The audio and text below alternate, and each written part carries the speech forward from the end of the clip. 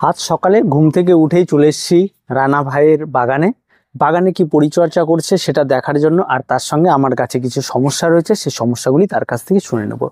তো সবার প্রথমে আমি এসে ছাদে চলে এসেছি। ছাদে এসে ভাইয়ের গাছগুলি দেখছি, তবে আমার কাছে যে সমস্ত গাছগুলির রোগ রয়েছে সেই সমস্ত রোগগুলি কিন্তু এখানকার গাছেও রয়েছে।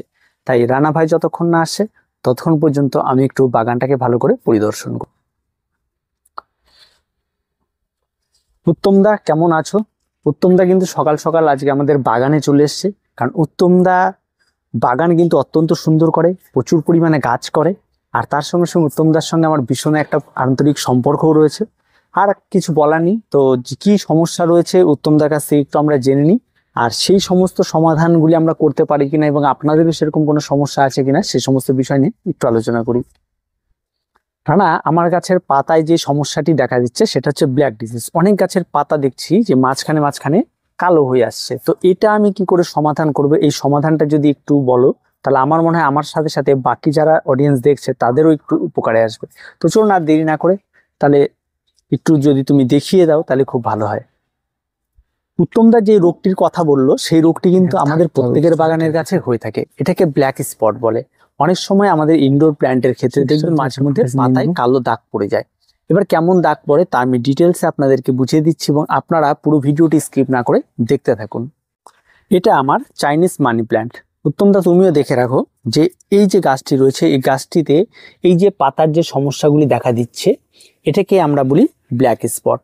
আর এই ব্ল্যাক স্পট কিন্তু শুধু আমার গাছে হয়েছে এমনটা নয়, আপনার গাছে হতে পারে, সকলের গাছে হতে পারে।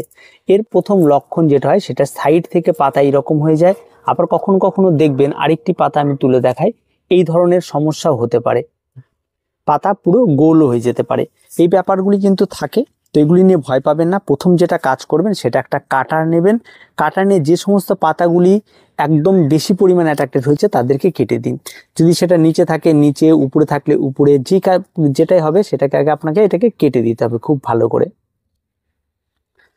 সেটা ছোট হোক বড় হোক কেটে দিতে হবে এবং প্রয়োজন পড়লে নখ দিয়ে কেটে দিন, হাত দিয়ে দেখে দেখে কেটে দিন। দেখুন এটা পুরো ফুটো হয়ে গেছে পাতাটি। এরকমও কিন্তু প্রচুর পাতা দেখা দিতে পারে, তবে ভয় পাবেন না এই সমস্ত রোগ দেখে। এই পাতাটি দেখুন, এটা অনেকদিন পুরনো। এখানে আরেকটি পাতা রয়েছে। এগুলিকে প্রথমে আপনাকে পুরো গাছের এই পাতাগুলিকে কেটে দিতে হবে।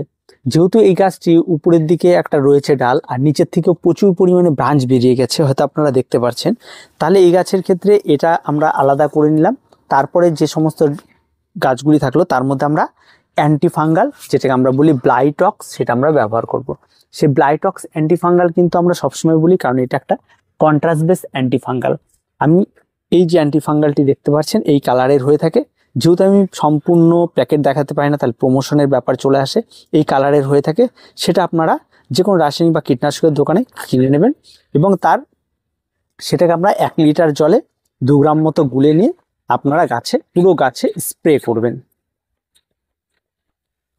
স্প্রে যখন করবেন তখন একটা জিনিস ভালো করে খেয়াল করবেন, এই সামনে থেকে তো স্প্রে করলেন, করার পরে এই যে পাতাগুলো রয়েছে পাতাগুলো উল্টে উল্টে ভেতর দিয়ে আপনাকে খুব সাবধানে ভালো করে স্প্রে করে দিতে হবে। কোথাও যেন বাদ না পড়ে এই বিষয়টা কিন্তু খেয়াল রাখতে হবে। 2-1টা পাতায় হয়তো এই স্পট দেখা দিচ্ছে, তাতে ভয় পাবার কোনো কিছু নেই। এই সমস্ত স্পটগুলি বেশি দিন টিকবে না।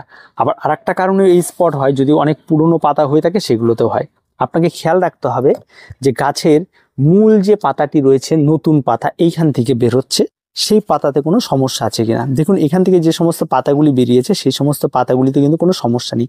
সমস্যা কিন্তু বেশিরভাগ ক্ষেত্রে পুরনো পাতাতে। আপনার কাছেও ঠিক তাই হবে, পুরনো যে সমস্ত পাতাগুলি আছে সেগুলিতে এই ব্ল্যাক স্পট সবার আগে ধরা দেবে, তারপরে বাকি অন্যান্য গাছে ধরা দেবে।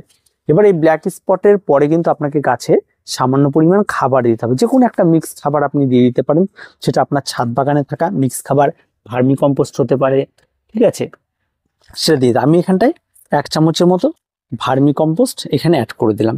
এটা আমার ভার্মি কম্পোস্ট আমি এই গাছে আপাতত দিয়ে দিচ্ছি। কেন, অনেক সময় কি হয় গাছে খাবারের থেকে এই সমস্যাগুলি হতে পারে, তা তো ভয় পাবার কিছু নেই। তো এইটুকুই কিন্তু আমাদের পরিচর্যা, আর তেমন কোনো কিছু নেই। রানা ভাই কিন্তু অত্যন্ত সুন্দর এবং সুদক্ষতার সঙ্গে কিন্তু বুঝিয়ে দিল যে কিভাবে এই সমস্ত ব্ল্যাক ডিজিজগুলো দূর করতে হয়। আপনাদেরও হয়তো এই সমস্যাটি হবে, হ্যাঁ, প্রত্যেকেরই হবে এই সমস্যাটি। এবং আপনাদের ছাদ বাগানে থাকা আমার যেমন প্রচুর গাছে, এখানটায় দেখানো হলো একটা চাইনিজ মানি প্ল্যান্টে, কিন্তু আপনি যদি ভালো করে লক্ষ্য করেন এই রোগটি অ্যাগ্লোনিমা গাছে হতে পারে, এই গোষ্ঠী ইনডোরে থাকা যে কোনো গাছের ক্ষেত্রেই হতে পারে। তোমরা একদম ঠিক কথা বলেছে, এই সমস্যাটি কিন্তু প্রত্যেকের হতে পারে, আপনাদের হতে পারে। তার জন্য আপনাদের সবাইকেই কিন্তু সাবধান হতে হবে এবং প্রত্যেককে কিন্তু এই সময়ে এসে কিন্তু এই গাছগুলিতে কিন্তু অ্যান্টিফাঙ্গালটা স্প্রে করতে হবে। যদি এরপরেও যদি কারোর অন্য গাছে এই সমস্যার সমাধানই হচ্ছে না, তাহলে আমাদের কমেন্ট বক্সে কমেন্ট করুন, আমরা তার উপর আবার আপনাদের ভিডিও বানিয়ে দেবো। তো আজকে এ পর্যন্ত। উত্তমদাকে অসংখ্য ধন্যবাদ আমাদের এখানে আসার জন্য। তো দেখা হচ্ছে পরবর্তী ভিডিওতে। প্রত্যেকে ভালো থাকবেন, প্রত্যেকে সুস্থ থাকবেন, চ্যানেলটিকে অবশ্যই সাবস্ক্রাইব করে রাখবেন।